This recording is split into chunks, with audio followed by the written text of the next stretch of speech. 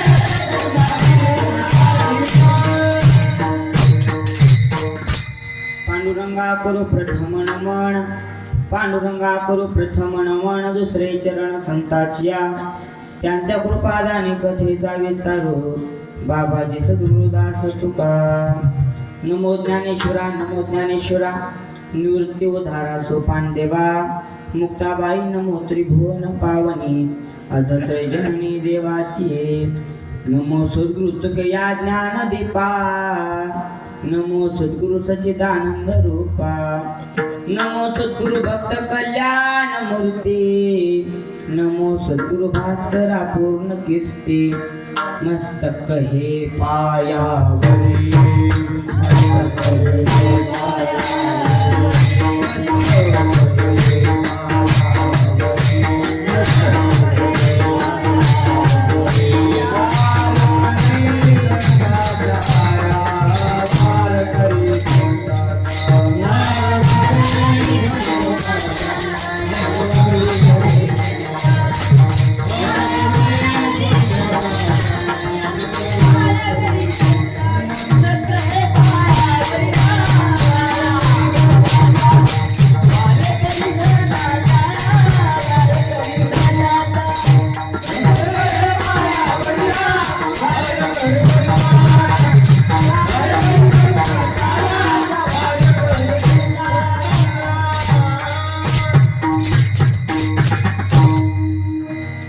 गुरुर्ब्रह्मा गुरुर्विष्णू गुरुदेव महेश्वरा गुरु साक्षात परब्रह्म तस्मै श्री गुरुवे नमः ज्यांचे केल्या स्मरण होय सकळ विद्याचे अधिकरण तेची बंधू श्री चरण श्री गुरूंचे ते नमस्कार आता विठ्ठल जगदवंदिने जगद्गुरु वैराग्याचे मूर्तिमंत पुतळे कलशस्थानी विराजमान असलेले व तसे छत्रपती शिवाजी महाराजांचे गुरु जगद्गुरु तुकोबाराय यांचा चार चरणाचा उत्कृष्ट असा अभंग असून या अभंगामध्ये जगद्गुरु तुकोबाराय नाम कसं आहे रूप कसं आहे ह्या अभंगामध्ये तुकोबारा थोडं मागणी मागतात पण का मागतात कारण त्या भगवान परमात्म्याचं नाम आणि गोड खूप आहे गोड त्या भगवान परमात्म्याचं नाम आणि रूप इतकं गोड आहे की बघायचं काम नाही आणि ते नाम आणि ते रूप मला प्रेम देतं असं तू गोबऱ्या अभंगाचा सांगतात विठ्ठल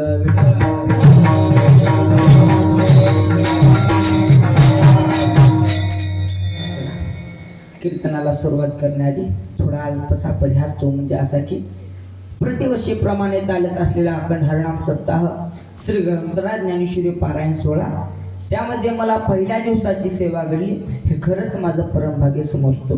कारण तर माझ्याकडे मोठी सेवा आली महाराज माझ्याकडे पत्रवळी वाढायची सेवा आलेली आहे. कारण आता तुम्ही म्हणताना महाराज लहान लेकर पत्रवळी वाढतात, मी बी लहानच आहे, पण पत्रवाळी वाढली तरच त्यावर जेवाय वाढता येतं, नाही तर खाली वाढणार.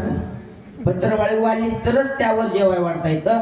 तर त्याचा ज्या गोष्टीचा आरंभच नाही त्या गोष्टीची समाप्ती का होणार. तर आज माझ्याकडे मोठी सेवा आली ते खरंच माझं परमभाग्य समजतो आणि मी माझ्या सेवेला सुरुवात करतो. विठ्ठल विठ्ठल माझे सर्व गावकरी मंडळी, आता कुणाचंच नाव घेत नाही, एकाचं नाव घेतलं की एकाला रागील म्हणून कुणाचंच नाव घेत नाही. माझे पाहुणे आलेले आहेत, माझे गावातले सर्वजण आलेले आहेत, हे खरं माझं परमभाग्य समजतो आणि मी माझ्या सेवेला सुरुवात करतो. बघा आता आपण अभंगाकडे येऊ. तुकोबाला ह्या नामाचं आणि रूपाचं एक महत्व सांगतात. नाम रूप कसं आहे ते सांगतात आणि ते नाम रूप मला प्रेमही देतो. बघा हे पुन्हा बघू, आधी आपण नामाचा महिमा बघू. खरं म्हणलं तर संप्रदायाच्या नियमाप्रमाणे काही अलिखित काही लिखित असे नियम आहेत. तर अलिखित नियमाप्रमाणे पहिल्या दिवशी कीर्तनकारांनी नामपर किंवा रूपपर अभंग घेतला पाहिजे. आज नामपर या अभंग आहे, आज रूपपर या अभंग आहे आणि त्यातल्या त्यात दुधात साखर मागणीपर या अभंग आहे. बघा तुकोबाराय म्हणतात की ते नाम आणि ते रूप गोड आहे. त्या आधी नामाचा आणि रूपाचा महिमा सांगतो. बघा खाली नामाचा महिमा बघा. एकदा काय झालं, 3 बाया एकत्र आल्या. हो का, खरं बरं का, शपथ तुम्ही आहेत म्हणून सांगतो. हो का, काही बी होऊ द्या, काही बी केलं तिकडे ज्या उलचं पालतं तिकडे खड्यात जाऊ द्या, पण एक बाई सोडून 2 बाया येऊ द्या, 3 बाया येऊ द्या, किती बी बाया येऊ द्या, 2च्या पुढे कधीच गप बसणार नाही. हा कधीच गप बसणार नाही. आता काही ना काहीतरी बोलणारच. बरं त्या 3 बाया होत्या. बरं त्या 3 बाया कोण? पहिली होती रामाची आई कौशल्या, दुसरी होती हनुमंतरायांची आई अंजनी आणि तिसरी होती अगस्त्य ऋषीची पत्नी लोपमुद्रा. ह्याच्या चर्चा चालू झाल्या. कौशल्या मातेने चर्चा केली, म्हणजे माझा पुत्र सगळ्यात मोठा आहे, माझा पुत्र सगळ्यात मोठा आहे. त्यानं पूल बांधला. कशावर बांधला पूल? तर त्यानं पूल बांधला. पूल बांधून त्यानं रावणाला मारलं आणि सीता घेऊन आला. सगळ्यात मोठा माझा पुत्र आहे अशी कौशल्या माता म्हणून. मग अंजनी मातेला राग आला. अंजनी माता काय करत बसना. अंजनी माता म्हणली तुझ्या पुत्राला तर पूल बांधावा लागला, माझ्या जर पोट्ट्याला सांगितलं असतं तर महापोट्टा एका उड्डाणात तिकडे गेला असता आणि एका उड्डाणात तिकडे आला असता. ह्याला राग सगळा लोकमुद्राला. लोकमुद्रा म्हणली काय म्हणले तुमच्या पोराचे घेऊन बसला, माझ्या जर नवऱ्याला सांगितलं असतं का तर माझ्या नवऱ्याने एका घोटात समुद्र पिला असता, एका घोटात समुद्र पिला असता. कौशल्या माता शांत बसली, उदास झाली. आता सगळ्यांनी असा पचका केला उदास होणारच, उदास झाली. मग हे सगळं ऐकलं होतं हनुमंतराय. हनुमंतराय आले आणि हनुमंतराय म्हणाले, कौशल्या माता सर्वांना नमस्कार केला आणि सांगितलं अहो माता, रामाने पूल बांधला नाही, रामाच्या नावाने पूल बांधला. रामाने प्रयास केला होता पण असफल झाला, सफल झाला नाही. तो पूल बांधलाच नाही. कुणी बांधला तर राम नावाने बांधला. म्हणजे सगळ्यात श्रेष्ठ कोण आहे? तुझ्या मुलाचं नाव आहे. अंजनी माता जवळ आली. अंजनी माताला सांगितलं माता तुझा मुलगा एका उड्डाणात तिकडे जाऊ शकतो, एका उड्डाणात तिकडे येऊ शकतो. हे खरं आहे, पण तेवढंच हे बी खरं आहे त्याला उड्डाण करण्याच्या आधी जय श्रीराम म्हणावं लागतं आणि तेव्हाच ते उड्डाण करू शकतो. बरोबर. लोकमुद्रा जवळ आले आणि लोकमुद्राला सांगितलं अगं तुझा नवरा एका घोटात समुद्र पिल. हे खरं आहे. का पिल त्याचं कारण आहे. कारण तर तो भगवान परमात्म्याचं नामस्मरण करतात. मला सांगा भगवान परमात्म्याचं नामस्मरण नाम इतकं मोठं आहे, इतकं मोठं आहे की त्या नामामध्ये गगन सुद्धा समावतं. ज्ञानोबा सांगतात गगन सुद्धा समावतं. मग समुद्र का समावणार नाही? ज्ञानदेव पुसे निवृत्तीसी चाल नाम आहे. गगनापेक्षाही मोठं त्या भगवान परमात्म्याचं नाम आहे. मग समुद्र का समावणार नाही? सांगण्याचा मुद्दा काय तर सर्वात श्रेष्ठ नाम आहे. आता नामाचा महिमा बघा. एकदा काय झालं, एक राजा होता. आमचे गुरुजी सांगायचे लहानपणी शाळेत असताना. एक राजा होता आणि त्या राजाचं नाव होतं भोज राजा. त्या राजाचं नाव होतं भोज राजा आणि त्याला एक विद्वान पंडित होता त्याच्याजवळ. इतका विद्वान, त्याला शास्त्र पाठ सर्व त्याला ग्रंथ पाठ होते, इतका तो विद्वान होता. त्याचं नाव होतं कालिदास. त्याचं नाव होतं कालिदास. एकदा काय झालं, तो कुठं तरी निघून गेला. हे राजाला माहित नाही तो कुठं गेलाय तो. मग हे सगळं कळालं शेजारच्या राज्यातल्या ब्राह्मणांनी. बघा उगं खरं सांगतो, घरच्याला कधी कळत नाही लवकर, पण शेजारच्याला लवकरच कळते. काय की काय नाही, गोळच लागत नाही. घरच्याला एवढं कळत नाही, पण शेजारल्याला लवकर कळते. तर बघा शेजारच्या ब्राह्मणांनी आव्हान दिलं राजाला. राजा जवळ आले म्हणाले, राजा आम्हाला शास्त्रवाद घालायचा आहे, राजा मला एक आठवड्यानं कळवतो. ते गेला. राजा आपल्या आपल्या बागेमध्ये शांत बसला होता, उदास. चिंता यायला लागली त्याला. आता सर्व त्या ब्राह्मणाने आपल्याला वाद घालायचं ठरवलेलं आहे. आपली आता इज्जत जाणार. आपला कालिदास कुठं तरी गेला, करायचं तरी काय. तेवढ्या तिथून गंगोत्री येत होता. आपल्या गावात नाही की कोणी आहे का कोण गंगोत्री असला तरी सपातून घ्या. बघा तिकडून गंगोत्री येत होता, त्याला फक्त एकच डोळा होता. ते आला राजाला, मला राजा काय जा म्हणलं, लई तू उदास दिसायलायस का, बायको बोल ना का तुला. नाही मला बायको बोलायला. मग काय झाले, मला का उदास आहे. ते मला काही नाही, मला तुला सांगून बी उपयोग नाही. सांग मला काही तर आपण तोडगा काढू. ते मला हो का आपला कालिदास आहे ना, ते कालिदास कुठं तरी गेलाय मला निघून, ते मला बी माहित नाही. मग ते मला सोपं आहे, एकच काम कर, आता येईल त्या रविवारी सगळीकडे पत्र पाठवून सांग त्या ब्राह्मणाला की कालिदासाचा गुरु तुमच्यासोबत शास्त्रवाद घालणार आहे. कालिदास नाही, बघा नामाचा नाही मात्र लक्षात घ्या. कालिदास नाही, कालिदासाचा गुरु तुमच्यासोबत शास्त्रवाद घालणार आहे. मग ती तेवढ्याच राजा म्हणला, अरे येडा का खुळा म्हणला तू, ती कालिदास सापडणार, त्याचा गुरु कवा सापडत. ते मला काही नाही, मी बनतो. मग काय झाला तो घोटाळा, काय नाही मला सगळं, मला पुन्हा सुळावर टाक, पण काही नाही माझं एवढं ऐक. बरं ऐकलं. मग राजाने सगळीकडे आता रविवारी सगळ्याला पात्र पाठवले. रविवारी सर्वजण आले आणि आल्याबरोबर मग महाराज ते घाबरले ना, हातभर घाबरले. कारण तर एवढा विद्वान होता कालिदास, बघायचं काम नाही. त्याचा गुरु कितका विद्वान असेल. शिष्य जेवढा विद्वान त्याच्यापेक्षा गुरु जास्त विद्वान असतो, बरोबर. तर ते त्या गुरु कितका विद्वान असेल. सर्वजण घाबरायला लागले, कुणाला येऊ वाटेना, पण आपणच खवळ काली होती, आपल्याला जावंच लागणार. मग खवळ काली आता जावं लागणार. राजानं बोलवलं, गेले. इकडे स्टेज, इकडे स्टेज. एकल्या स्टेजावर सगळे ब्राह्मण बसले आणि एकल्या स्टेजावर कालिदासाचा गुरु. ते कसा बसला जरा लक्ष द्या.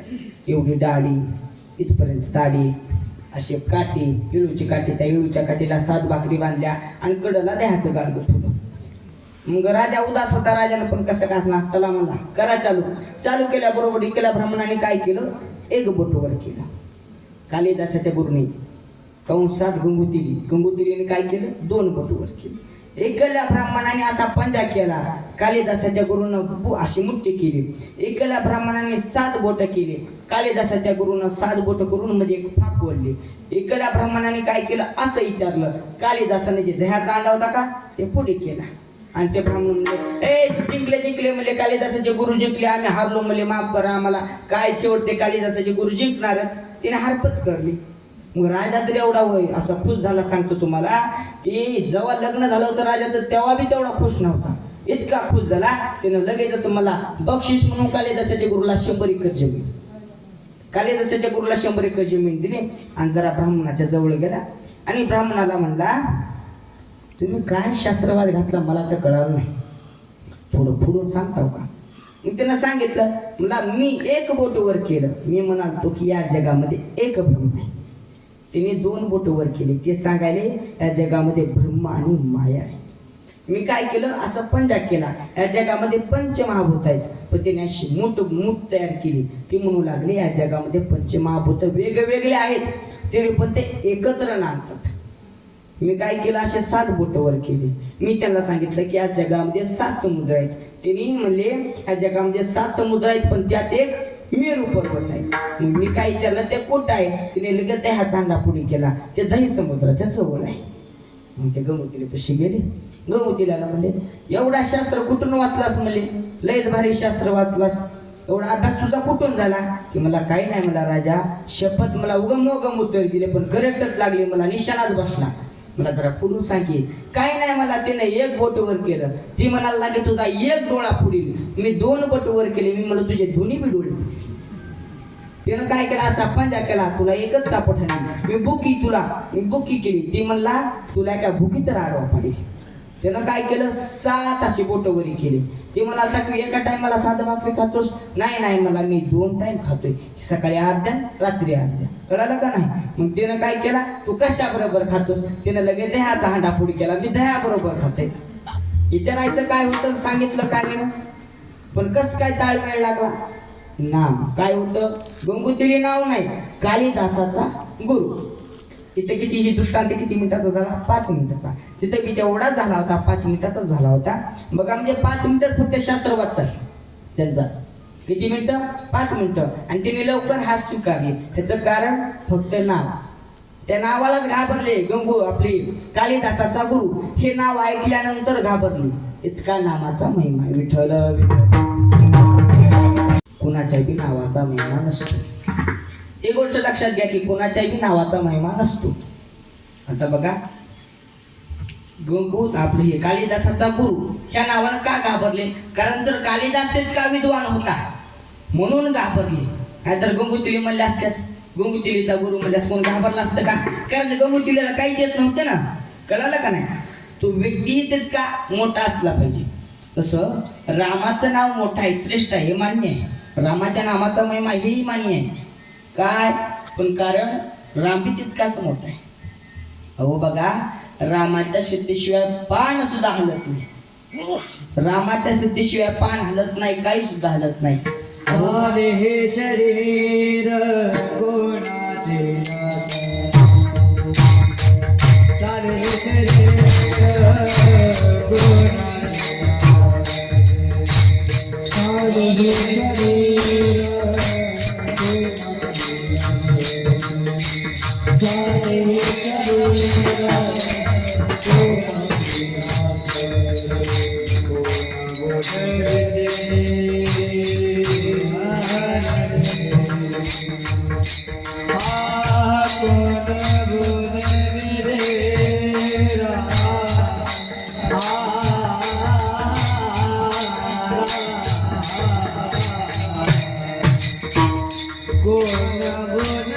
पान सुद्धा त्याच्या सत्तेशिवाय हलत नाही. वृक्षाचे पान हाले ज्याची सत्ता, इतका तो भगवान परमात्मा मोठा आहे. म्हणून त्याचं नाव सुद्धा मोठं आहे. म्हणून तू करायचं जरा लक्ष द्या बरं का. जे गरीब माणसं असतात ते श्रीमंत माणसाला काय म्हणतात? काय नाही हो, फक्त तुमच्या पायापाशी ठेवा. पुन्हा ते काय करणार तिकडल्या तिकडं, पण काय म्हणतात? काय नाही हो, फक्त तुमच्या पायापाशी राहू द्या. तसं तुकोबरा अभंगाचा शेवटच्या चरणात म्हणतात. तुका म्हणे काही न मागे आहे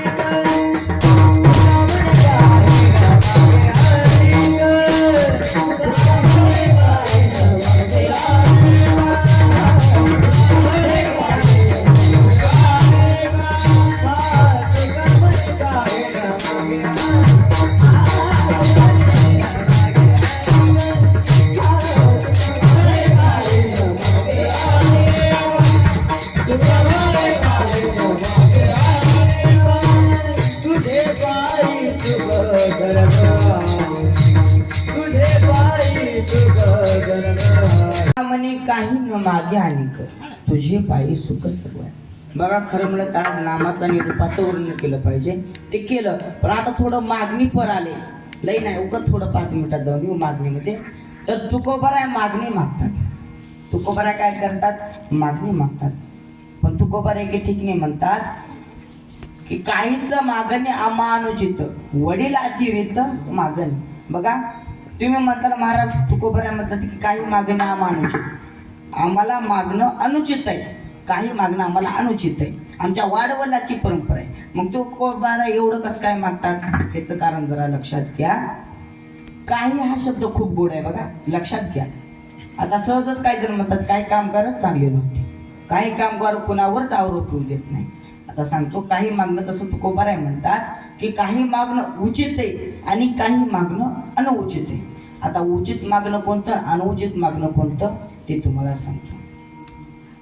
बायकोने नवऱ्याकडे साडी मागावी, काही नाही, कापशे पैठणी मागा 10,000ची बिनधास्त, पण तीच कार्यक्रमामध्ये घालून हळदी कुंकवाच्या उच्चाला नवऱ्याला धुवायला लावू नये, हे मागणं अनुचित आहे. त्याच्याकडून साडी मागणं उचित, पण त्याच्याकडून धुवून घेणं हे मागणं अनुचित आहे. तसं तुकोबाऱ्या म्हणतात की देवाकडे देवच मागणं हे मागणं उचित आहे, पण देवाकडे देवाचे मागणं हे मागणं अनुचित आहे. तसं तुकोबाराय देवाकडे देवच मागतात. तुका म्हणे काही न मागे आणि तुझे पायी सुख सर्व आहे. कळालं का नाही? बघा थोडं आता पुढे जाऊ, मागण्यामध्ये थोडं बसू. मागणाऱ्याचे 3 प्रकार पडतात. जरा विचार केला तर, एक ज्याला काय मागाव कसं मागाव त्याची अक्कल नाही. दुसरा काय मागाव त्याची अक्कल आहे पण कसं मागाव त्याची अक्कल नाही. तिसरा मात्र चतुर आहे, त्याला काय मागाव त्याची अक्कल आहे आणि कसं मागाव त्याची अक्कल आहे. मग आपण पहिला बघू. एकदा काय झालं, एक जण असा कीर्तनात बसला होता. तिनं ऐकलं की देवाची साधना केल्यानं, वनात जाऊन राहिल्यानं म्हणजे देव प्राप्त होते, नामस्मरण केल्यानं. मग ते गेलं ना वनात गेलं, त्यानं देवाचे नामस्मरण केलं, तपश्चर्या केली, देव प्राप्त झाला. देव प्राप्त झाल्यानंतर त्यानं मागितलं, देवा मला 1 क्विंटल सोनं दे. देवाने दिलं तर तास पण जाताना सांगितलं, म्हणले तू जायला असं गप गुणाला जा, कुणाला सुद्धा सांगायचं नाही. हो मला घरी आला, आणि घरी आल्यानंतर तिला सर्व हकीकत गेलेली कुणाला सांगितली? बायकोला. इथं तर भल्या भल्याची चुकते. बायकोला कधी सांगत तुम्ही? बायको तुला म्हणून सांगते, आख्या गावाला सांगत फिरते, तुला म्हणून सांगते म्हणतो. सगळ्या गावाला सांगत फिरतात बाया. बघा एकदा काय झालं, सहजच एक शेजारी जवळ आली, बसली, ह्याच्या गप्पा चालू झाल्या. बचत गटाची मीटिंग होती. बचत गटाची मीटिंग झाली, ती मॅडम आली, मॅडम बोलली, सगळं झालं. पण पुन्हा ह्यांच्या चर्चा असतात चालू. जरा ह्यांच्या चर्चा असतात, लागले ना ह्यांच्या चर्चा. आणि होय ग, ह्या गलीत काय झाले, त्या गलीत काय झाले. मग हिने विचारलं, सगळ्या बाया गेल्या आहेत, उगीच राहिल्या होत्या. हिने विचारलं, म्हणजे ते श्रीमंत कसं काय जाऊन एवढ्या लोक एवढे गरीब होतात. काही म्हणजे उगं तुला म्हणून सांगते, कुणाला सुद्धा सांगू आमचा नवरा मारल, कुणाला सुद्धा सांगू. बरं म्हणजे कुणाला सांगत नाही, सांगा. तिने लगेच सांगितलं, असा असा माझा नवरा गेला होता, तपश्चर्या केली, देव प्राप्त झाला, तिने 1 क्विंटल बसवून आणलं, त्याच्यावर आमचं घर चालतंय. मग ती महाराज गेली ना, पळतच घरी गेली. नवरा असं काय घेतलं, ते तंबाखू हातावर टाकली होती, चुनाची डबी लावणार, तंबाखू हातात टाकू, ती तेवढी पुढी तेवढी गायछाप एवढी मध्ये ठेवली होती, आणि चुना लावणार. एवढ्यातच बाईकवालीने हात धरला.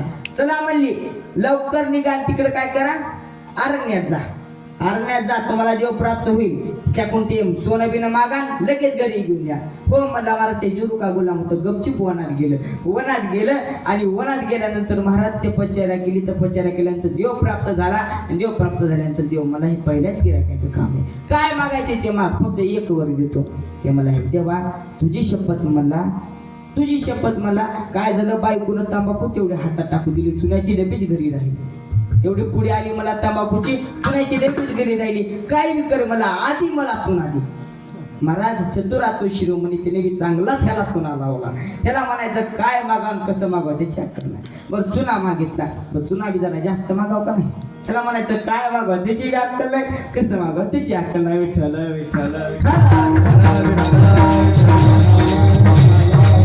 निस्ता कधी ते कीर्तनाला जात नव्हता, भजनाला जात होता ना, काही काम सुद्धा करीत नव्हता, काहीच करीत नव्हता. निस्तारी काम पेकडा घरी बसायचा. मग एका दिवशी रागानं बायको म्हणली, जावा म्हणली, काय ते आपल्या महादेवाचं मंदिर आहे म्हणली, वरील डोंगरावर जावा, तिथं काय देवाचं नामस्मरण करा, देव प्राप्त झाला तर झाला होईल म्हणली, जावा लवकर तिकडं. जरा रागात बोलली. ते मला चला, मला बायकोची आज्ञा पाळाय पाहिजे. लगेच ते बायकोची आज्ञा म्हणून वरी गेला. महादेवाची तपश्चर्या केली. 3 महिने महादेवाची तपश्चर्या केली. त्याची पूजा अर्चा करायचा, बेलफुल व्हायचा. पण महाराज ते भोळ दैवत लवकरच प्राप्त झालं. ते भोळ दैवत लवकर प्राप्त झाल्याने सांगितलं, तुला 3 वर देतो, काय मागायचे ते माग. ते मला हे बघ देवा, माझ्या बायकोनं सांगितलं होतं की तुम्ही मंदिरात जा, देवाचं नामस्मरण करा, तपश्चर्या करा, देव प्राप्त झाला तर झाला होईल. पण काय मागायचं ते सांगितलं नाही. थांब, मला घरी जाऊन विचारून देतो.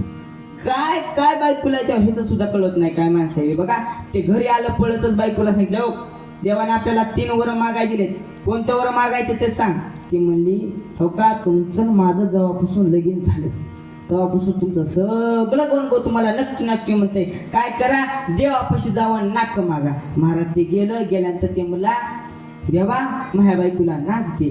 ते बी बोळ, ही बी बोळ, तिने आणलं पार डोंगरावर. ते नाक कसं आलं डोंगरावर, घरातून गलीतून गावातून डोंगरावर नाक आलं. बरं महाराज एवढं आलं नाही, असा फदाड महाराज, त्याचं सुराकच एवढं होतं, एवढं मोठं वरी आलं नाक. आणि ते महाराज नुकता कसा बाहेर आला होता मंदिराच्या, बघितलं तर काय मला ग्रामपंचायतीची पाईपलाईन बिपलाईन आली का काय. मग जरा जवळ गेला आणि जवळ गेल्यानंतर त्या बाईला झाली होती सर्दी. त्या बाईला काय झाली होती सर्दी. आणि त्याला जरा पांढरं जरा हिरवं लागलं होतं. लक्ष द्या, जरा पांढरं हिरवं लागलं होतं. त्याला असं बोट बुडवलं म्हणून असं चाकून बघितलं. मला मिठाचा गोळा आहे. चला मला घरी तेवढाच फुकटचा होईल म्हणून मला त्याने ते चिकट मिठाचा गोळा असा घेतला, धोत्रात बांधला आणि घरी आणला. त्याला काय म्हणते माहिती का, शेबूड. ते घरी आणला जाऊद्या. ते घरी आणल्यानंतर बघितलं तर काय, ते पाईपलाईन मला आपल्या घरातूनच निघाली. घरी गेला, लाल पण झाली होती बायको. तुम्हाला अक्कल बिक्कल आहे का नाही, एवढं मागत असे तो नाक जावा म्हणजे सगळं नाक कमी करा. ते गेलं पळत आणि देवाला सांगितलं, देवा दुसऱ्यावर माझ्या बायकोचं माझ्या बायकोचं नाक कमी कर. महाराज हे बी बोलत ते बी बोलत त्यानं सगळं चपात्या केलं. काही थोडं नाही, फक्त बोलत श्वास घ्यायला. हे जे असतंय का हे सगळंच काढलं. महाराज त्या आरशात बघितलं तर मोठ्याने आढळली. म्हणजे काय म्हणजे महानवरा निवळ येडा आहे, म्हणजे ह्याला काहीच कळत नाही. ते असा अर्ध्या वाटत आला होता. त्याला वाटलं त्या घरी गेल्यानंतर जेवायची भारी बोलत, पण महाराज घरी आल्या लिस्ट त्याशिवाय म्हणजे तुम्हाला अक्कल बिक्कल आहे का नाही, कळतं का नाही, जाऊ म्हणजे जसं होतं तसं मागा. महाराज ते गेलं देवाला म्हणलं जसं होतं नाक तसं दे. ह्याला म्हणायचं काय मागावं कसं मागावं ते चॅक नाही. नाक मागायचं असते कुठं, नाक मागू द्या हो. पण सांगत ना इतकं दे. हे बोलत ते त्यानं सगळं डोंगरावर आणलं ना, ह्याला म्हणायचं काय मागावं ते चॅक नाही, कसं मागावं ते चॅक नाही. विठ्ठल मोठी पतिव्रता होती असं म्हणतात. तुकोबर आहे तुका म्हणे पतिव्रता तिची देवावरी सत्ता. जी पतिव्रता असते ना तिची देवावर सुद्धा सत्ता असते. लगेच ते महाराज तिचा यम आला होता आणि तिचा नवऱ्याचा प्राण घेऊ लागला.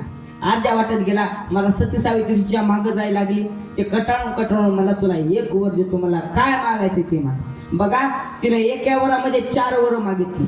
अरविंद महाराज तिने एका वरामध्ये 4 वर मागितली. कशी मागितली ते बघा. बरं म्हणजे एक जमते. ते म्हणजे माझ्या सासऱ्यांनी त्यांचा नातू राजाच्या गादीवर बसलेला पाहावा. यम मला दत्ता यम गडबडीत त्याच्या तारका फुल होत्या. यम गडबडीत होता दत्ता सुमणा जायला लागला पुढे जायला लागला. एवढ्या ती महाराज तरी बी पिचा सोडना झाली. मला यम मला काय झालं, मला तुला दिलं ना वर, आता जाणं गप गुमान घरी नाही. तू लक्ष दे. माझ्या सासऱ्याचा नातू म्हणजे आमचा मुलगा. मला मुलगा का होईल जेव्हा माझा नवरा असेल तेव्हाच. ते मला लोक काय म्हणतील कळालं का नाही. ती सौभाग्यवती झाली. दुसरं तिचं मूल प्राप्ती झाली. तिसरं राजाच्या गादीवर बसला 2 प्राप्ती झाली. आणि चौथा सासऱ्यांनी पाहावा, राजाच्या गादीवर बसलेला पाहावा. 4 वर झाले. बघा तुमच्यासारखे असती तर आधी मुली असते त्या सासऱ्याचे डोळे महाराज लय असते. सुनाचं सासऱ्याचं कधी जमतच नाही. एखादं सासू सुनाचं जमल पण सुन सासऱ्याचं कधीच सुद्धा जमत नाही. बघा एखादी तुमच्यासारखी मुली असते आधी त्या सासऱ्याचे डोळे काढ, पण ती महाराज पतिव्रता होती. ती मुली आधी त्या सासऱ्याचे डोळे आण. सांगण्याचा मुद्दा काय तर तिनं एका वरामध्ये 4 वर मागितले. त्याला म्हणायचं कसं मागाव काय मागाव ते चॅक नाही. हो मात्र चतुर आहे विठ्ठल.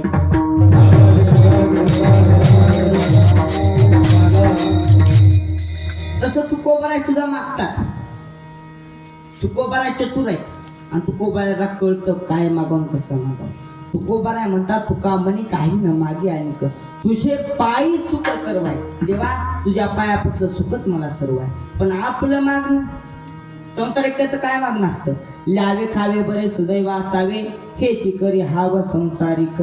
महाराज काय बायाला सवयच असते. कुठं बी जाऊ द्या, कोणत्या बी मंदिरात जाऊ द्या, पण उगं नवसं करतात. त्यांना फिरणं बी होतात पण उगं नवसं करायचे. महाराज एका बाईनं काय केला, मला मुलगा होऊ दे म्हणून नवस केला. शिबिरदासजी म्हणतात की 3 प्रकारचे पुत्र व्हावे, नाहीतर स्त्री ती वाद झालेली बरी. 3 प्रकारचे पुत्र व्हावे. आता कोणते? पहिला भक्त, दुसरा दाता, तिसरा शूर. जननी जनेसो भक्त जने दाता या शूर नाही तो वांज बली क्या खोएगा. आपण जरा भक्त बघू. बघा आता विषयाला म्हणून सांगतो. भक्त 3 प्रकारचे. बघा आजच्या कलियुगात 2 प्रकारचे आहेत. आणि तुकोबाराय जे सांगतात कलियुगातच सांगतात ते 3रा प्रकार. तुकोबारायचा थोडा लांब पुन्हा बघू. आणि 2 प्रकारचे बघा. पहिला भक्त निस्ता वाराणसी बदलते. पहिला भक्त त्याचा एक देव कोणता ठरलेला नसते. सोमवाराला शिव भोळा चक्रवर्ती त्याचे पाय माझे चित्ते, त्याचे पाय माझे चित्ते. मंगळवारा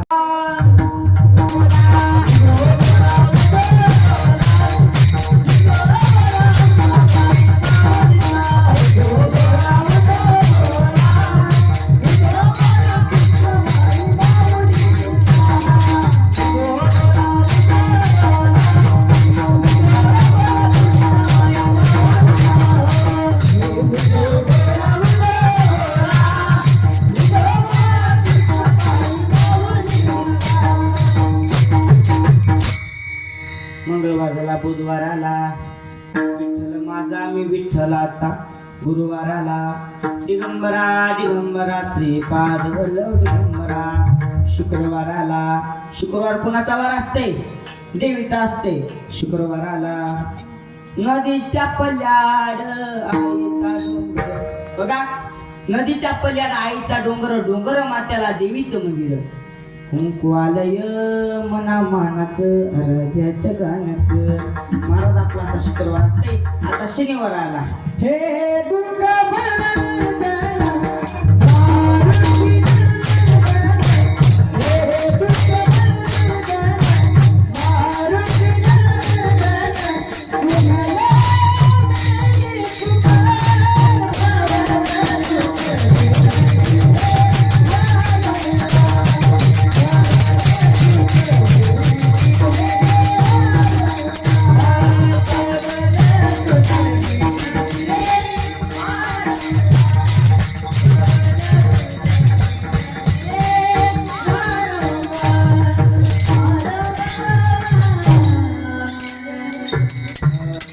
सोमवार झाला, मंगळवार झाला, बुधवार झाला, गुरुवार झाला, शुक्रवार झाला, शनिवार झाला.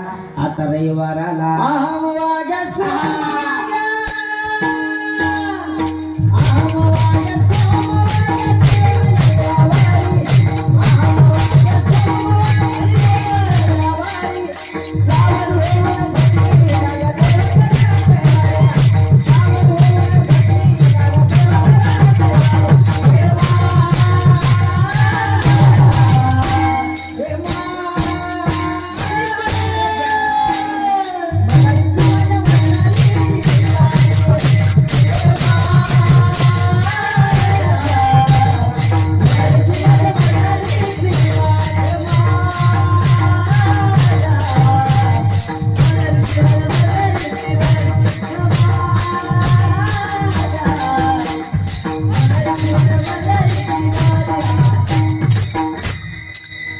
रविवार सुद्धा झाला.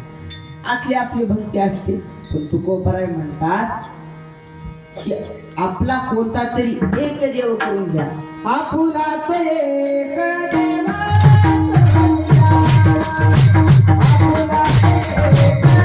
तो एक देव करून घ्यावा, तेने बिना जेव्हा सुख नव्हे. तुकोबाराय म्हणतात आपला कोणता तरी एक देव करून घ्या, तिच्या बिना जीवाला सुख भेटणार नाही.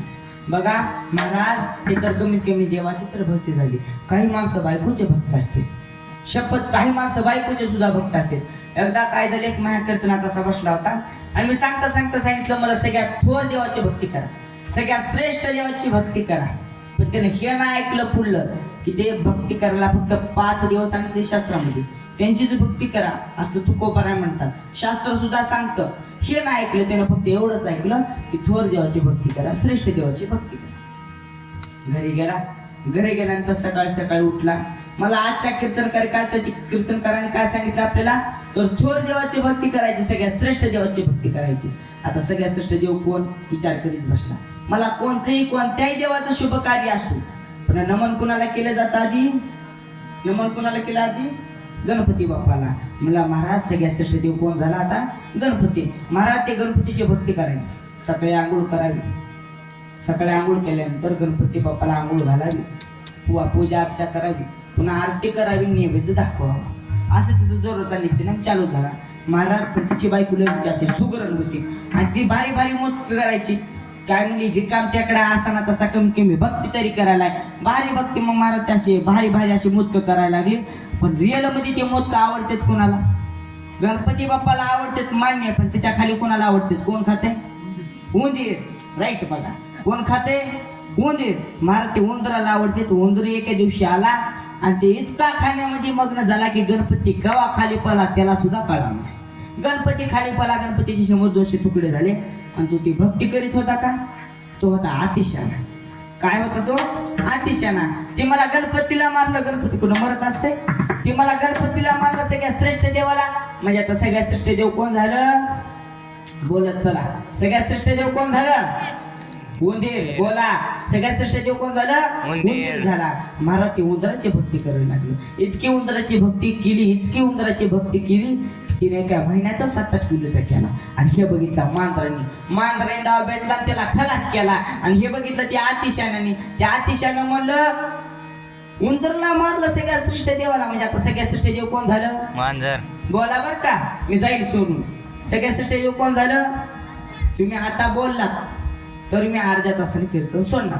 आणि जर नाही बोललात तर 2 वाजू दिसत रामकृष्ण. बघा काय करायचंय? अर्ध्या तासात सोडायचं. हा, कुणी मारलं? मांजर. सगळ्यासाठी देव कोण झालं? मांजर. महाराज ते मांजराची भक्ती करायला लागलं. कमीत कमी ते उंदीर ते एका महिन्यात केला होता. तिनं 2 आठवड्यातच मांजर 7-8 किलोची केली. आणि हे बघितलं कुत्र्याने असा डाव भेटला आणि त्याला खलास केला. आता सगळ्यात श्रेष्ठ देव कोण झालं? कुत्र. मोठ्याने बोला. सगळ्यात श्रेष्ठ देव कोण झालं? कुत्र नाही हो, कुत्रे देव. आता सगळ्यात श्रेष्ठ देव कोण झालं? कुत्रे देव. महाराज आजकाल बी असले लई कुत्रे देव झाले. तर सगळ्यात श्रेष्ठ देव झाला आता कुत्रे देव. महाराज त्या कुत्र्याचीच भक्ती करायला. खरं पडलं नरपडा का असणार, पण आधीच कुत्र होतं 7-8 किलोचं. आणि ह्यानं केलं 12 किलोचं. सगळं मिळून झालं 20 किलोचं. ते कुत्र महाराज 20 किलोचं झालं. आणि शेवट कुत्र ते लग्नारच. महाराज ते लकलंच न. एकदा काय झालं, त्याची बायको अशी दररोज स्वयंपाक करून जायची. दुर्डे भरून भाकरी चपात्या करून जायची. आणि केल्यानंतर महाराज ते कुत्र लकलं. घरी यायचं, खाऊ वाटलं तर खायचं, नाही तर सगळा चिंदामेदा करून जायचं. कळालं का नाही? सगळा चिंदामेदा करून जायचं. बघा काय कुत्र्याने सवयच असते. कुणाचं चांगलं करता येत ना, करत नाही तर पण 100% वाईट करून जाणार. काही कुत्र्याने सवयच असते. काय सांगा, जाऊ द्या. तर महाराज ते बी तसलंच होतं कुत्र. त्याला बी तशी सवय होती लोकांचं वाईट करायचं. त्यानं सगळं असे चिंदामिंदा केल्या भाकरी. आणि एके दिवशी काय झालं, तिची जी बायको होती ती सहजच गेली शेजारीच्या घरात, आकाबाईच्या घरात. सुकुबाई गेली आकाबाईच्या घरात. सुकुबाईने आकाबाईला विचारलं, होय ग? आणि मी म्हणले दररोज दुरडे भरून भाकरी चपात्या करून जाते, पण मी आल्या शेक बी राहत नाही ग. कस काय? त्यावेळेस थिंबले, अगं तुझं कुत्र नाही का आपलं ते? तुझा नवरा नाही का? तुझा नवरा आहे का कुत्र्याला घेऊन येते? तुझा नवरा कुत्र्याला घेऊन येते. आणि ते कुत्र खावाटलं खायचे नाही तर सगळं चिंदामिंदा करून जाते. बघा मग दृष्टांत ऐकायला 4Gची रेंज लागते. जरा 4Gची रेंज जाऊ लागा. ती म्हणली आमच्या बी कुत्र्याला बघते आणि त्या बी कुत्र्याला बघते. आता कुत्र कोणती तुमची तुम्हीच बघा.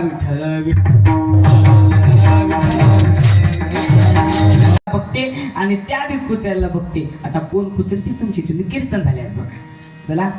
तर महाराज ते घरी आला तर एका दिवशीचं काम बुडवलं. असं दंडुक कळतंय का? दंडुक. हा, दंडुका घेऊन महाराज दरवाजाच्या मागं उभा. कुत्र आलं दंड मुना एका शटात तर कुत्र खलास. आणि बघितलं त्या अतिशयाने म्हणलं गणपतीला मारला कोणी? उंदराला मारलं कोणी? मांजराला मारलं कोणी?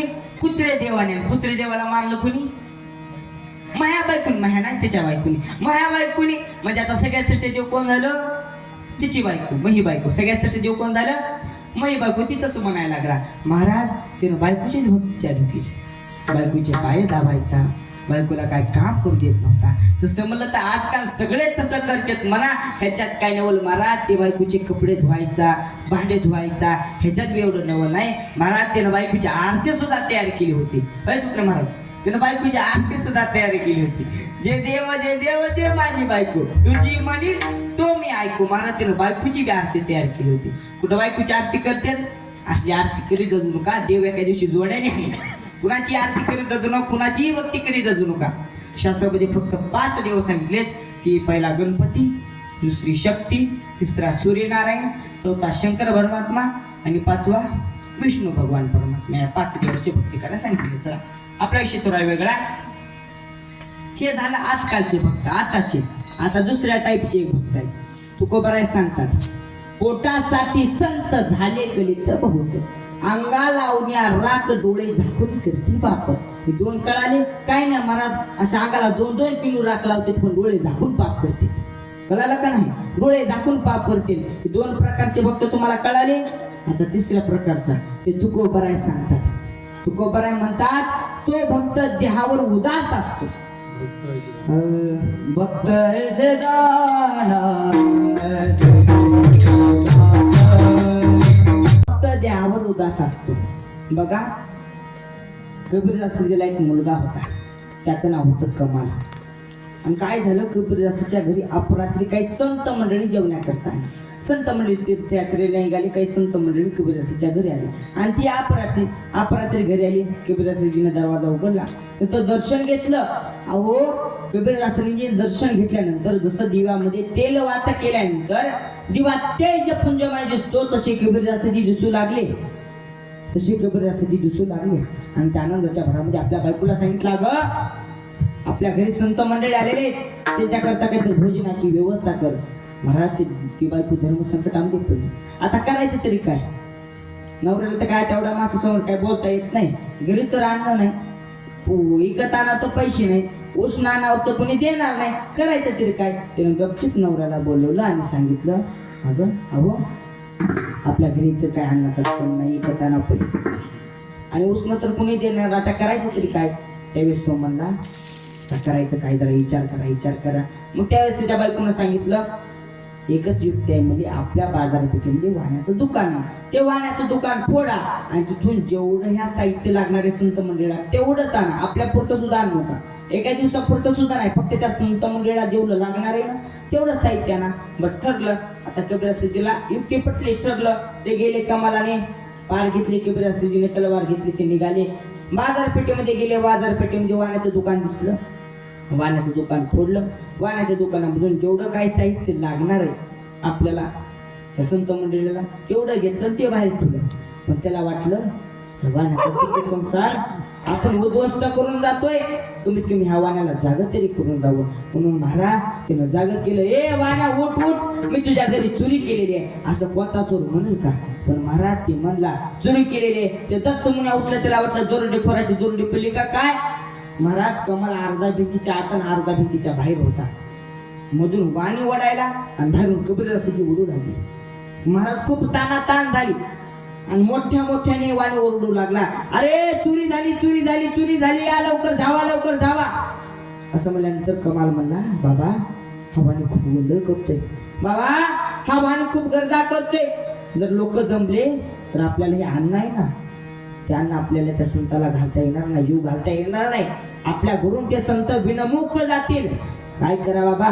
एक काम करा बाबा, माझं शिष्य कापा, भक्त ऐसे जाना देते. सांगण्याचा मुद्दा काय? विचार केला नाही का आपला अजून आज आयुष्य, आपला अजून काही सुद्धा झालेलं नाही, पण फक्त एक विचार केला, संत जेवले पाहिजे, भक्त जेवले पाहिजे. त्याला म्हणायचं भक्त ऐसे जाना जेते उदास. कळालं का नाही? की असं तुकोबाराय भक्त सांगतात. आता दुसऱ्या नंबरला कोण आहे? दाता. कळालं का नाही मी काय सांगायला ते? दुसऱ्या नंबरला करण्यासारखा दानवीर असावा. दुसऱ्या नंबरला येतो कोण? तर शूर येतो. बघा, शूर कोणासारखा असावा? शूर छत्रपती शिवाजी महाराजांसारखा असावा. बघा, एकदा काय झालं, एक हत्ती पेटला होता, एक हत्ती पिसाळला होता ना. हत्ती पिसाळल्याला जाधवानी मारला. ती जाधवानी का मारला म्हणून भोसलेली रागाला. दत्ताजी जाधवानी हत्ती का मारला म्हणून संभाजी भोसलेला रागाला. संभाजी भोसले हा शहाजी महाराजांचा भाऊ, शहाजी राजांचा सक्का भाऊ, आणि दत्ताजी जाधव कोण? तर जिजाऊचा सक्का भाऊ. आता काय करायचं? तिने तेवढ्याच संभाजी भोसलेने सांगितलं, अरे मुख्या जनावराला काय मारताय? हिंमत जर असेल ना तर या आमच्या सोबत लढायला. महाराज उगतच आव्हान दिलं. ते आले ना लढायला. महाराज समशिरा चलू लागल्या, मेहनतून तलवार काढली, सपासप तलवारी चलू लागल्या, रक्ताच्या नद्या वाहू लागल्या. आणि महाराज दत्ता जाधवाला ठार केलं. एका समशिरीत दत्ता जाधवाला ठार केलं. दत्ता जाधवाचं शिर आणि धड अलग झालं. मधून रक्ताची चिरमुण्या चिरकाणी ओढू लागली आणि महाराज 80 वर्षाचं म्हातारं लखुजी जाधव 80 वर्षाचं म्हातारं खाली रणांगणामध्ये उतरलं. वरी खवलं उतरलं. महाराज तलवार घेतली, मेणातून तलवार काढली, सपासप तलवार चालू लागल्या. आणि महाराज संभाजी भोसलेचं शिर अलग केलं. शिर कापलं, त्याच्यातून चरमुण्या चिरकाने उडू लागली, रक्त पडायला लागलं.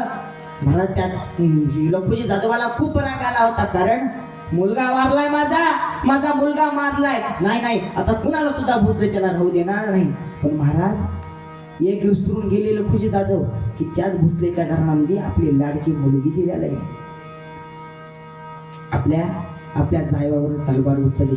शहाजी महाराजांवर तलवार उचलली. महाराज शहाजी महाराजांवर तलवार उचलली. तेवढ्यातच जिजाऊ आडवा आल्या आणि जिजाऊनं सांगितलं, बाबा जर माझ्या नवऱ्याला मारायचं असेल ना तर आधी मला मारावं लागेल. बघा महाराज जरा विचार करा, जो बाप मुलगी झाली म्हणून हत्तीवरून चाकर वाटत होता, आज तोच बाप आपल्या मुलीचं कुंकू पुसायला लागलाय. महाराज सर्व इथे थांबलं. घरी आल्यानंतर जाऊ म्हणाल्या, महाराज आपण इथं थांबायचं नाही, आपण आधी निघायचं. आपले पुण्याला झाकले, आपण पुण्याला जाऊ, आपलं स्वतःचं रेत निर्माण करू, स्वतःचं राज्य निर्माण करू. ते पटलं महाराज. लई दिवसापासून असं जिजाऊ म्हणू लागल्या. ते पटलं शहाजी महाराजांना. ते निघाले, सर्व पुण्याला टाकलं. महाराज सर्व ओस पडलं होतं. सोन्याचा नांगर फिरवला, धरणमाय पीक येऊ लागली. आणि त्यावेळेस महाराज जिजाऊ होत्या शिवनेरी गडावर मोठं शिवाई देवीचं मंदिर होतं. शिवनेरी गडावर मोठं शिवाई देवीचं मंदिर होतं. जाऊ दररोज त्या मंदिरामध्ये जावं आणि जाऊन म्हणावं, अगं माझ्यासाठी नाही ग मागत, अगं देवी मी माझ्यासाठी नाही मागत, या रयतेसाठी मागते की नाही देवी. या आया बहिणीची इज्जत राखणारा मला एक पुत्र दे. या आया बहिणीचं गोंकू रक्षण करणारा मला एक पुत्र दे. देवाचं मंदिरातले कळस राखणारा मला एकच पुत्र दे ग, फक्त मला एकदा पुत्र दे. आणि जर तो पुत्र झाला ना तर त्या पुत्राचं नाव मी तुझ्या नावावरून ठेवील. महाराज असा नवस केला आणि एक दिवस उचलला, म्हणजे 19 फेब्रुवारी तो दिवस उचल. एकच राजा इथे जन्मला.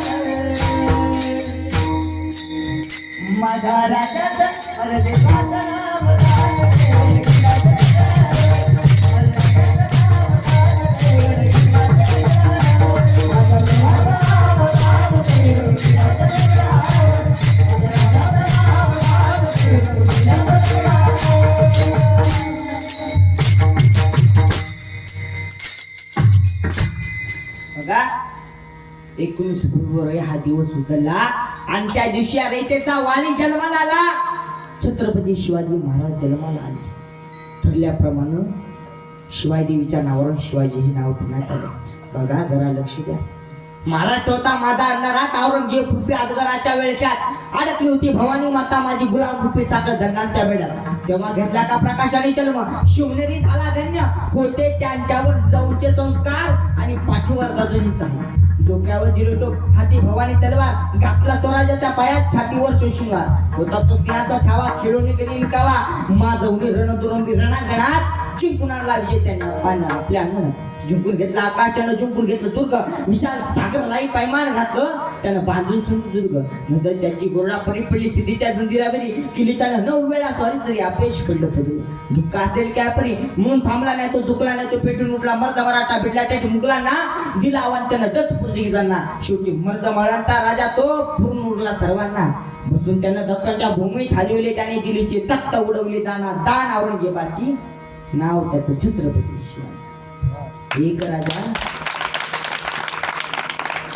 एक राजा जो रेतेसाठी जगला एक योद्धा जो अन्याय विरुद्ध लढला एक असामान्य माणूस जो गुलामगिरीना करून देव स्वराज्याला जन्म दिला व मी त्याच महापुरुषाबद्दल बोलते अखिल भारतीयांच्या फुलीदाई आदर्शाबद्दल बोलतोय त्या महाराष्ट्राच्या आराध्य देवताबद्दल बोलते म्हणजे छत्रपती शिवाजी महाराजांबद्दल बोलते बघा शिवरायांचं बालपण कसं गेलं हे तुम्हाला आता कळालं शिवरायांचं तारुण्य पण आता शूर सीमेवरती लढणारा जवान आहे बघा मी नेहमी सांगत असतो आता शूर कोण आहे तर सीमेवरती लढणारा जवान आहे जरा घ्या लक्षात ते एक सौरभ आवटे नावाचा एक जवान होऊन गेला मी नेहमी सांगत असतो एक सौरभ आवटे नावाचा एक जवान होऊन गेला तो वयाच्या 25व्या वर्षी नोकरीला लागला वयाच्या 25व्या वर्षी नोकरीला लागला आणि 5 वर्षामध्ये त्याच्या खिशाला 5 मेडल लागले इतका तो हुशार होता 5 मेडल लागले होते त्याच्या खिशाला इतका तो विद्वान होता इतका तो हुशार होता आणि काय झाले त्या दिवशी एवढ्या बर्फामध्ये तो उभा होता पण दुःखाने एवढ्या बर्फामध्ये जरा दुष्याना ते डोळ्यासमोर आला गंतरगावकर ते डोळ्यासमोर आला काय वाटलं असेल आपल्याला थोडी थंडी वाजली आहो ते दत्ताच्या आपल्या भारतीवाच्या सत्यामध्ये थोडी थंडी वाजते म्हणून आपण घरी झोपता पण महाराज इतक्या बर्फामध्ये ते सीमेवरती लढणारे जवान उभे होते ना बंदूक ताणून उभे होते कळालं की नक्षलवाद्यांचा हमला झालेला आहे आतंकवाद्याचा हमला झालेले महाराज सर्वजण खाली गेले कॅप्टनची गरज नव्हती ते म्हणाले कॅप्टन तुमची गरज नाही तुम्ही वरी बसा नाही माझी भारत माता आहे मला खाली यायचंय महाराज खाली गेले युद्ध केलं आपले 4 मेले त्यांचे 4 मेले आपले काही त्यांचे काही मेले पण युद्ध आपणच जिंकलं आपला विजय झाला पण महाराज त्या दिवशी धरणी माय कोसळली बर्फ खाली येऊ लागला बर्फ डोंगरावरून खाली येऊ लागला आणि ते जरा गंतरगावकर दृश्य समोर आणा गंतरगावकर काय वाटलं असेल गोट्याचा गुडघ्यापर्यंत आला गुडघ्याचा कमरेपर्यंत आला कमरेचा छातीपर्यंत आला छातीचा खांद्यापर्यंत आला आता काय करायचं चालता येईना तरी पण त्या कॅप्टनला 5-7 जण ओढताय कॅप्टन को बचाव कॅप्टनला ओढताय महाराज शेवट तोंडापर्यंत आला आता नाका काय डोळ्यापर्यंत आला श्वास घ्यायचं काय कळलं गेलं श्वास पोहोचला गेला मोठ्याने आरडायला लागला काय करणार महाराज आरडता सुद्धा येत नव्हतं ते आरडायला लागले कॅप्टन को बचाव पण महाराज इतकी धरणी माय कोसळली ना आणि ते दृश्य समोर तो बर्फामध्ये गेला 1 नाही 2 नाही 5 नाही 7 नाही 8 नाही 9 नाही 10 नाही 11 तब्बल 11 दिवस तो बर्फामध्ये होता कधी रसवंतीवर गेला रसवंतीवर बघा तिथे बर्फाची लागी असते तसे त्याचं अंग झालं होतं 12व्या दिवशी त्याचा शोध लागला त्याला बाहेर काय नाही त्याला बघितलं तर काय सर्व बर्फानेच भरलं होतं त्या कडेला सर्व बर्फ होता भारी लागलं ते बर्फ काढायचा कसा त्याने हातोड्याने कसं काढता येईल तसली मशीन आणली मशीनला त्याचा हात कापावा लागला पाय कापावा लागला मला त्याचा पाय कापावा लागला त्याला तिरंगामध्ये लपाटलं गावाकडे आणल्यानंतर तिच्या अंतिम यात्रेला 1 कोटी पद 1 कोटी माणसं होते ते घोषणा करतायत सौरभ आवटे जवान सौरभ आवटे अमर रहे मोठ्याने घोषणा करतायत कळालं आणि मोठ्याने आंबरडा फोडला बाळा ए सौरभ अरे मला सोडून गेलास बाळा माझ्याकडून काय चुकलं बाळा मी काय केलं रे तुझं अरे बाळा मला पाणी कोण पाजणार बाळा अरे बाळा माझ्यासाठी सोडून जाऊ नको रे बाळा माझा तरी विचार कर तुझ्या बाबाचा तरी विचार करणार रे बाळा परत बाळा परते महाराज तोंडावरून हात फिरवाते दुभंगली धरणी माता ले आकाश दुभंगली धरणी माता हात ले आकाश कधी भेटणार माझा बाळाचा कधी भेटणार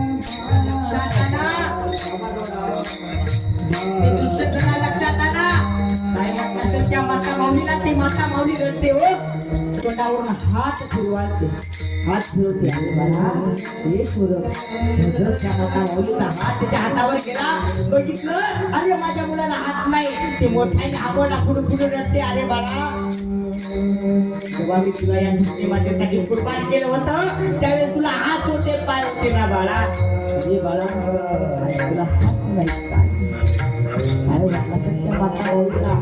विचार केला आई वडिलांच्या जीवनामध्ये सगळ्यात मोठं दुःख कोणतं आपल्या समोर आपला मुलगा किंवा मुलगी रडणे मुलगी म्हणते हो आपल्यासाठी सगळ्यात मोठं दुःख आहे दुःख सुद्धा पुन्हा दुःख नसेल आपल्या समोर आपली मुलगी मरते आपल्या समोर आपला पोटा मरतो काय वाटलं असेल त्या माता मुलीच्या मनाला काय वाटलं असेल जिनं 9 महिने 9 दिवस उदरामध्ये पाहिलं विचार करा तिनं 9 महिने 9 दिवस उदरामध्ये पाहिलं आणि एके दिवशी त्या बापाला त्या मुलाचं मुलीचं उचलावून त्या मुलाला मुलीला अग्नी द्यावा लागतो काय वाटतं तर त्या माता मुलीला जरा विचार करा सगळ्यात मोठं दुःख ते एक आहे आपल्या समोर आई वडिलांच्या समोर किंवा दुसरं कोणतं सुद्धा दुःख नाही हो ती माता माऊली मोठ्याने आम्हाला पुढे पुढे रडते अरे सौरभ माझ्याकडून काय चुकलं रे मला का सोडून गेला रे सौरभ का सोडून गेला मी तुला काय कमी केलं का रे सौरभ सौरभ तू जे म्हणाल मी ते तुला आणून दिलं का असं केलं रे सौरभ का असं केलं जरा विचार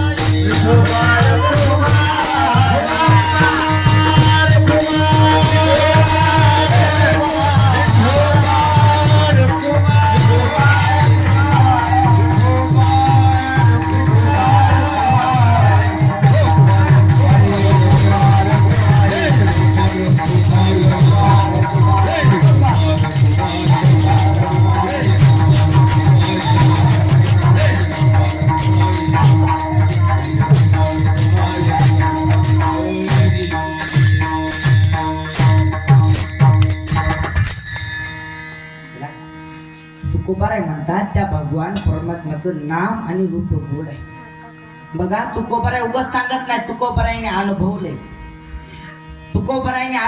तुकोबाराय नामस्मरण घेत होते अहो एकदा तर काय झालं तुकोबाराय म्हणतात माझी वाचा सदा देवर भगवान परमात्म्याचं नामस्मरण करायला लागली माझी मद झाली अनावर वाचा छंद या नामाचा घेतला असेल इतके त्या भगवान परमात्म्याचं नाम गोड आहे काय गोड नाम आहे अहो एकनाथ महाराज म्हणतात आशयनी शयनी सदा हरीचे चिंतन आशयनी शयनी सदा हरीचे चिंतन धन्य जगी तोची एक हरी रंगिनाचे त्याला धन्यता देतात इतकं त्या भगवान परमात्म्याचं नामस्मरण गोड आहे हे जावा कधी अहो लय नाही झोपताना 5 मिनिटं लई 5 मिनिटं बी लय झाले झोपताना फक्त 1 मिनिटं आणि झोपेतून उठल्यानंतर 1 मिनिट नामस्मरण करून बघा काय फरक पडते ते बघा काय त्या भगवान परमात्म्याचं नाम गोड आहे आणि काय रूप गोड आहे.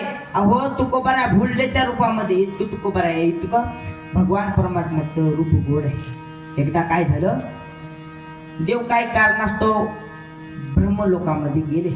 ब्रह्मलोकामध्ये गेल्यानंतर ब्रह्माच्या दरबारामध्ये गेले. तिथं ब्रह्मदेवाला काही सनत कुमार पुत्र होते. सनत कुमार त्यांचं नाव सनत कुमार आहे. त्याला काय पुत्र होते सनत कुमार नावाचे. मग ते भगवान परमात्मा आले, सर्वजण उठून उभा राहिले, पण ते सनत कुमार खालीच बसले. मग ते काम होतं ते काम झालं, सगळे गेले. ते विष्णू गेला. मग ब्रह्मदेव बसले होते, त्याला राग आला. ते म्हणले, अरे माझ्या बापासाठी तुम्ही उभा राहिला नाही, तो माझा बाप आहे म्हणले. माझ्या बापाचा माझ्या वडिलाचा तुम्ही अपमान केला. त्यावेळेस सनत कुमार काय म्हणतात लक्षात घ्या. ते सनत कुमार म्हणतात, बाबा आमची काही चुकी नाही हो, त्या भगवान परमात्म्याचं रूपच इतकं गोड आहे की त्या रूपामध्येच आम्ही भुलणार. कळालं का? मग तुकोबाराय म्हणतात, देवा इतकं तुझं रूप, इतकं तुझं रूप गोड आहे की देवा माझं जे माझी जी दृष्टी आहे ना, ते दृष्टी तुझ्या मूर्तीवर जडून राहू दे. सदा माझे डोळे जडो तुझी मूर्ती, रुकुमाईच्या पती सोयरिया. पण महाराज एके ठिकाणी म्हणाले, म्हणजे महाराज म्हणायला लागले, जरा विचार केला, म्हणजे आपल्याला जर सदा डोळे आपण म्हणले असं तर त्या मूर्तीकडेच बघावं लागेल. बरोबर आहे का नाही? सतत त्या मूर्तीकडेच बघावं लागेल. पण काम कोण करणार? कामामध्ये काम, मना राम राम. बरोबर आहे का नाही? मग काम कोण करणार? बरोबर आहे का नाही? मग तुकोबाराय म्हणले, देवा तू आमच्या हृदयामध्येच येऊन राहा. विठू माऊली या हाची वरदी संचारून नाही हृदय माझ्या, किंवा येऊन या नाही हृदय माझ्या. तुकोबाराय म्हणले, भगवान परमात्मा तू आमच्या हृदयामध्येच येऊन जा. चला,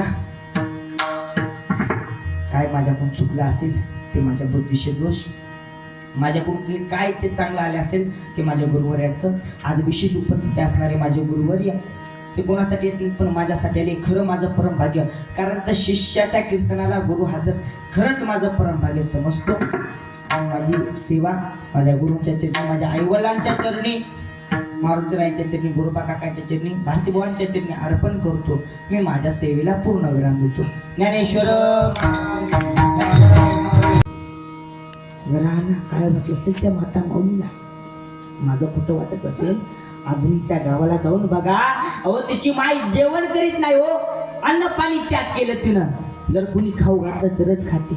त्या माता माऊलीला विचारलं, आई का खात नाही? जेवण करा आई, आई असं करू नका. त्यावेळेस त्या आई म्हणते, महाराज अहो ज्यावेळेस मी माझा घास माझ्या तोंडासमोर आणते ना, त्यावेळेस माझ्या मुलाचा मला हात आठवतो. माझा मुलगा बिना हाताचा गेला महाराज. माझ्या मुलाला काय वाटलं असेल? माझ्या मुलाचा जीव कसा कळतळून गेला असेल. काय वाटत असेल माझ्या मुलाला, काय वाटलं असेल माझ्या मुलीला, काय वाटलं असेल माझ्या मुलाला. त्या आई मुलाला पुढं पडतं सांगितलं, सगळ्यात मोठं दुःख कोणतं आहे तर आपल्या समोर आपला मुलगा किंवा मुलगी. सगळ्यात मोठं दुःख आहे.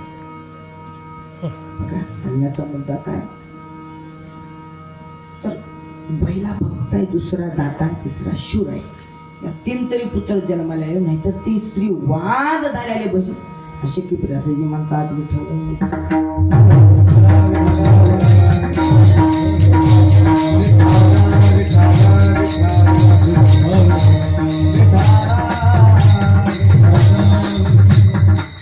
चला झाल्याची वेळ झाला. आपण मागणीमध्ये शिरला होतात, पण ते मागणीमध्ये विषय वाढत गेला. जाऊ द्या. सांगण्याचा मुद्दा काय तरी तुकोबारायांनी मागणं मागितलं देवाकडे, फक्त देव मागितला, देवाची नाही. बरं का मागितला? देवाकडेच का मागितलं सांगा मला. कारण त्या भगवान परमात्म्याचं नाम आणि रूप गोड आहे म्हणून, आणि ते रूप गोड नाम आपल्याला सुख देतं म्हणून तुकोबाराय सांगतात देवाला मागणं मागितलं. आणि ते कसं गोड आहे, कसं रूप आहे, काय देतं ते महाराज अभंगाच्या दुसऱ्या चरणात सांगतात. गोड तुझे रूपा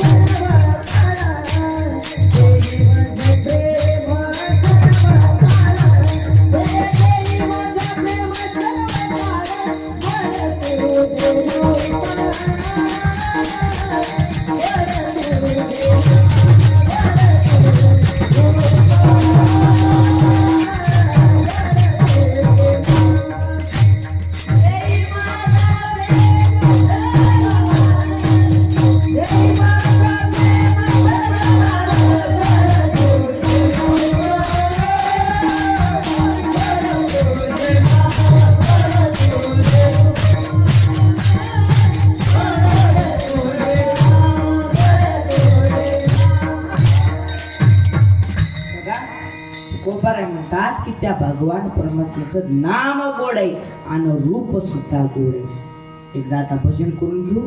बघा ते गोड बघा, लक्षात घ्या, अनुभव करून बघा एकदा. त्या भगवान परमात्म्याचं नामस्मरण केल्यानंतर किती गोड लागतं. एकदा सर्वांनी हातवरी करा, करा करा करा करा, हातवरी करा. ए महाग बसतायले गायत्री दुकान, हातवरी करा. हा चला.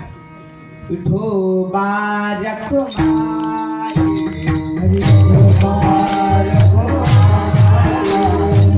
विठोबा.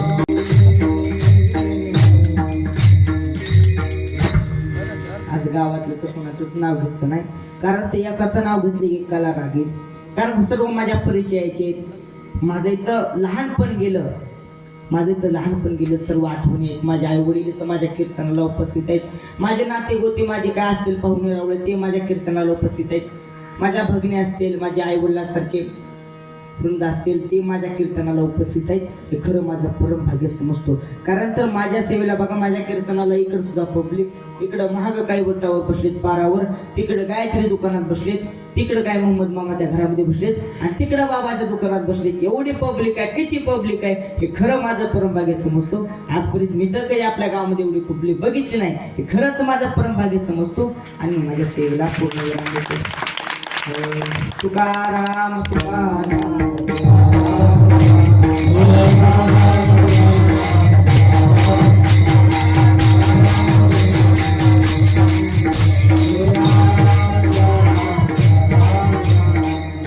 ते पावलो.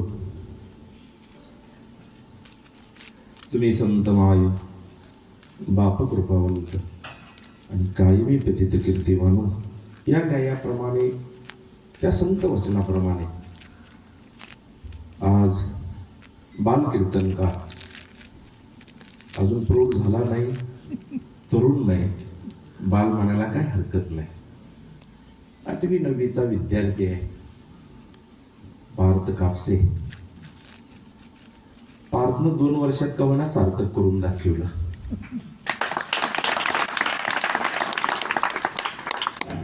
बाळाचे पाय पाळण्यात दिसतात.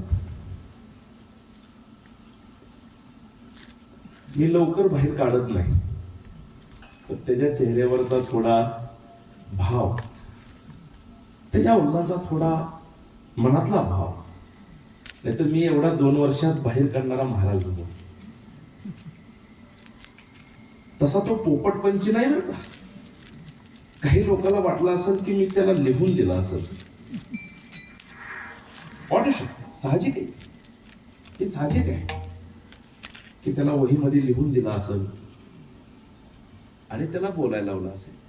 मला फक्त त्याला एवढंच विचारलं, पहिल्या दिवसाची सेवा दिलेली आहे, तसं त्याचा अभंग दुसरा आहे. 2-3 अभंगावर तो चिंतन मांडतोय. सेवा कळाली पहिल्या दिवसाची, काहीतरी 15 दिवसापूर्वी 20 दिवसापूर्वी कळली असेल. तो तर बाहेर कार्यक्रमाला इकडं तिकडे गेलताच. सहज आला. मी झोपलेलो होतो दुपारी. सेवा करता करता माझी करतात मुलं सेवा. मला पहिला दिवस दिलाय, पहिल्या दिवशी कोणचा अभंग घ्यावा. मला तुला एवढं कळत नाही पहिल्या दिवशी कोणचा अभंग घ्यायचा आहे. पहिल्या दिवशी नामकर अभंग घ्यावा. घेतो कसं सांगायचं. शास्त्रकार सांगतात, पाहुण्या ग्रंथ करावे कीर्तन. तुला शतकोटी आहे, तुझ्यापाशी पंचीकरण आहे, दृष्टांत संग्रह आहे.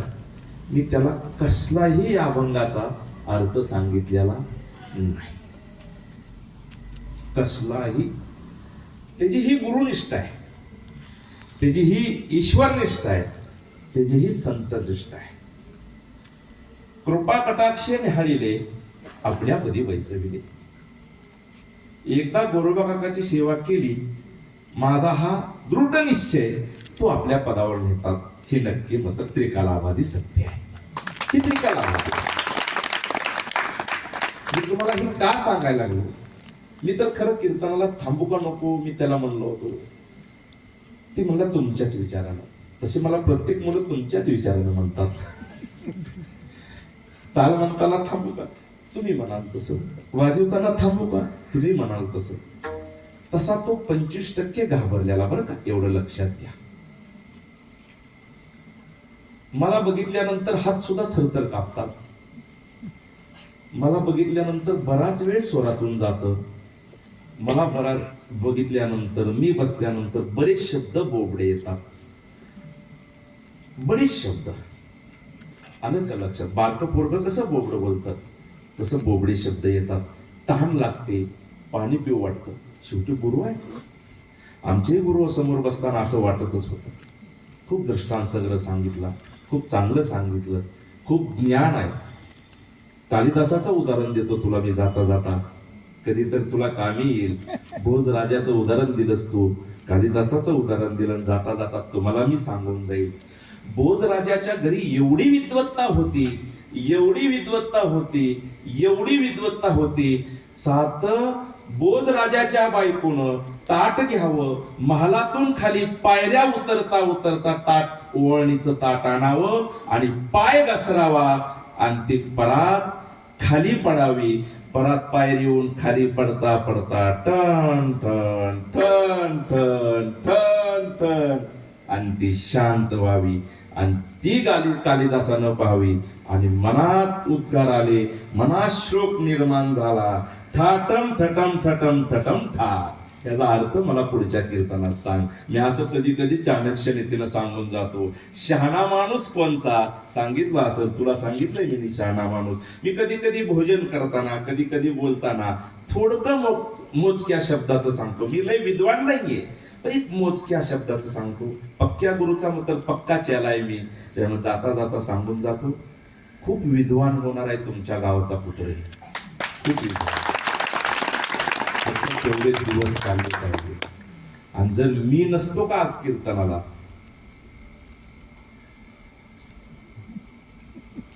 सोर लागला असता बघ.